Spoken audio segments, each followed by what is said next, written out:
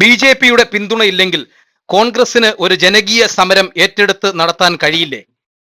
വനം മ്യൂസിയത്തിനെതിരെ രൂപീകരിച്ച സംയുക്ത ജനകീയ സമരസമിതിക്കെതിരെ പ്രതിഷേധവുമായി ദളിത് കോൺഗ്രസ് സംസ്ഥാന secretary C Subhilash Kumar, block Congress സംസ്ഥാന സെക്രട്ടറി മുഹമ്മദ് ഫൈസൽ, യൂത്ത് കോൺഗ്രസ് ജില്ലാ സെക്രട്ടറി ജോസഫ് എന്നിവർ രംഗത്ത്. കുളത്തൂപ്പുഴയിലെ വനം മ്യൂസിയവുമായി ബന്ധപ്പെട്ട് ഒരു ജനകീയ സമരസമിതി ഉണ്ടായിട്ടുണ്ട്. ഞങ്ങളാരും ഇത്തരം ജനകീയ സമരസമിതിക്ക് എതിരൊന്നുമല്ല. പക്ഷേ ഈ രാജ്യത്ത് ഇന്ത്യൻ നാഷണൽ കോൺഗ്രസിൻ്റെ ഒരു പ്രഖ്യാപിത നിലപാടുണ്ട്. ആ പ്രഖ്യാപിത നിലപാടെന്ന് പറയുന്നത് RSSനെയും BJPയെയും അകറ്റി നിർത്തുക എന്നതും RSSനെയും BJPയെയും എതിർക്കുക എന്നതുമാണ്. അത് ഇന്ത്യൻ നാഷണൽ കോൺഗ്രസിൻ്റെ സമാരാധ്യനായ നേതാവ് രാഹുൽ ഗാന്ധി ഈ രാജ്യം മുഴുവൻ നടന്നു നീങ്ങി മുഴുവൻ ജനങ്ങളോടും ഈ ആശയം പ്രചരിപ്പിച്ചതിൻ്റെ അടിസ്ഥാനത്തിലാണ് ഈ രാജ്യത്തെ ജനങ്ങൾ ഇന്ത്യൻ നാഷണൽ കോൺഗ്രസിന് കൃത്യമായ മേൽവിലാസം ഉണ്ടാക്കി കൊടുത്തിട്ടുള്ളത്. അതിൽ അദ്ദേഹം ഊന്നി പറഞ്ഞിട്ടുള്ളൊരു കാര്യം, RSSനെയും BJPയെയും ഭയക്കുന്ന ഏതൊരാളും ഈ പ്രസ്ഥാനത്തിൽ തുടരേണ്ടതില്ല എന്നാണ് പറഞ്ഞിട്ടുള്ളത്. ഈ പ്രഖ്യാപിത നയം, ഈ പ്രഖ്യാപിത ശത്രു BJPയും RSSുമാണ് എന്നിരിക്കെ കുളത്തൂപ്പുഴയിൽ ഇന്ത്യൻ നാഷണൽ കോൺഗ്രസിൻ്റെ നേതാക്കന്മാർ RSSന്റെയും BJPയുടെയും നേതാക്കളെ രാജീവ് ഗാന്ധിയുടെ പേരിലുള്ള കോൺഗ്രസ് പതാക പതിച്ചിട്ടുള്ള പാർട്ടി ഓഫീസിൽ വിളിച്ചിരുത്തി ജനകീയ സമരസമിതി രൂപീകരിച്ച് പ്രവർത്തിക്കുന്നു എന്നുള്ളതാണ്. അങ്ങനെ ജനകീയ സമരസമിതി രൂപീകരിച്ച് പ്രവർത്തിക്കാൻ തക്കമുള്ള ഏതെങ്കിലും ഒരു ജനകീയ വിഷയമാണ് ഈ വനം മ്യൂസിയവുമായി ബന്ധപ്പെട്ടിട്ടുള്ളത് എന്ന് ഞങ്ങൾക്ക് ആർക്കും മനസ്സിലാകുന്നില്ല. ഒട്ടനവധി ജനകീയ വിഷയങ്ങൾ ഈ ഗ്രാമപഞ്ചായത്തുമായി ബന്ധപ്പെട്ട് നിലവിലുണ്ട്. കുടിവെള്ള പ്രശ്നം, മാലിന്യ പ്രശ്നം, പിന്നീട് വന്യമൃഗങ്ങളുടെ ശല്യം അടക്കം, പഞ്ചായത്തിലെ അഴിമതി, കറണ്ട് ചാർജ് വർധനവ്, അങ്ങനെ തുടങ്ങി എണ്ണിയാലൊടുങ്ങാത്ത ജനകീയ പ്രശ്നങ്ങൾ ഈ പഞ്ചായത്തിനെ സാരമായി ബാധിക്കുന്ന പ്രശ്നങ്ങളുണ്ട്. അതിലൊന്നും ഒരു ജനകീയ സമരസമിതിയെ നമ്മൾ കണ്ടിട്ടുമില്ല. അത്തരത്തിലൊരു സമരസമിതി ഇതുവരെ ഉണ്ടായിട്ടില്ല. എക്കാലത്തും സമരസമിതികൾ ഉണ്ടായത്, ജനകീയ സമിതികൾ ഉണ്ടായിട്ടുള്ളത് രാഷ്ട്രീയ അടിസ്ഥാനത്തിലുമല്ല. ഇവിടെ BJPയെയും RSSനെയും കൂട്ടുപിടിച്ച് ഇന്ത്യൻ നാഷണൽ കോൺഗ്രസിന്റെ ഏതാനും ചില നേതാക്കന്മാർ ഈ സമരസമിതി തട്ടിക്കൂട്ടിയത് തന്നെ വ്യക്തിപരമായ നേട്ടങ്ങൾ ഉണ്ടാക്കാനാണ്. ആ നേട്ടങ്ങൾ ഉണ്ടാക്കുക വഴി ഇന്ത്യൻ നാഷണൽ കോൺഗ്രസിന്റെ പ്രവർത്തകരെ വഞ്ചിക്കുകയാണ്.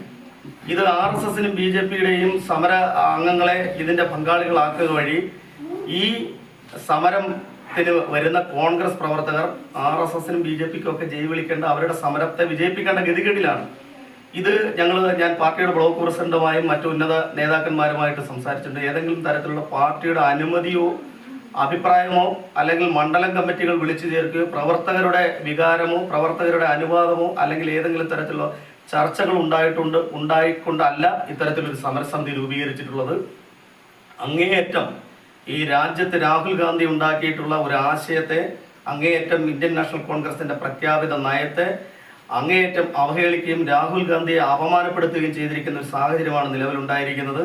ഇത്തരത്തിൽ ഈ RSS BJP നേതാക്കന്മാരുമായി വേദി പങ്കിടുകയും പാർട്ടി ഓഫീസിൽ വിളിച്ചിരുത്തി ചർച്ചകൾ ചെയ്യുകയും ഈ സമരസമിതിയുമായി മുന്നോട്ട് പോകുന്ന, ഞാൻ നേരത്തെ സൂചിപ്പിച്ചിട്ടുള്ള ഈ നേതാക്കന്മാർക്കെതിരെ കർശനമായ നടപടിയെടുക്കുക എന്നതിന് വേണ്ടി കൂടിയാണ്. അതായത് KPCC തലത്തിലും DC തലത്തിലും ചർച്ച ചെയ്യണം എന്നാവശ്യപ്പെട്ടുകൊണ്ടാണ് ഞങ്ങൾ ഇന്ന് ഈ മാധ്യമങ്ങൾക്ക് മുമ്പാകെ ഇരിക്കുന്നത്. ഒന്നുമില്ല, അതുമല്ല, ഒരു ന്യൂനപക്ഷ മേഖലയാണ് കുളത്തൂപ്പുഴ എന്ന് പറയുന്നത്. നമുക്കറിയാം, ക്രൈസ്തവ മുസ്ലിം ജനവിഭാഗങ്ങൾ തിങ്ങിപ്പാർക്കുന്ന ഒരിടമാണ്. ഈ ജനവിഭാഗങ്ങളെ ഭീതിയുടെയും ഭയത്തിന്റെയും മുൾമുനയിൽ നിർത്തി അവരുടെ ജീവനും സ്വത്തിനും ഭീഷണിയായി നിൽക്കുന്ന ഒരു പ്രസ്ഥാനമാണ് RSS BJP എന്ന് പറയുന്നത്. ഹൈന്ദവ വിഭാഗങ്ങൾ പോലും ഭയത്തോടു കൂടി കാണുന്ന ഈ പ്രസ്ഥാനത്തെ അകറ്റി നിർത്തുന്നതിന് പകരം ന്യൂനപക്ഷ വിഭാഗത്തിൽപ്പെട്ട ആളുകൾ തന്നെ ഈ BJP നേതാക്കളെ വിളിച്ചിരുത്തി പാർട്ടി ഓഫീസിൽ വിളിച്ചിരുത്തി ചർച്ച ചെയ്യുന്നത് ന്യൂനപക്ഷങ്ങൾക്കിടയിൽ BJPയെ വെള്ളപൂശുന്നതിനുള്ള ഒരു അവസരമായിട്ട്, BJPക്ക് വളരാനുള്ള ഒരു അവസരമായിട്ടാണ് ഞങ്ങൾ കാണുന്നത്. അടിയന്തരമായി ഈ പ്രശ്നങ്ങൾ പാർട്ടി ചർച്ച ചെയ്യണം.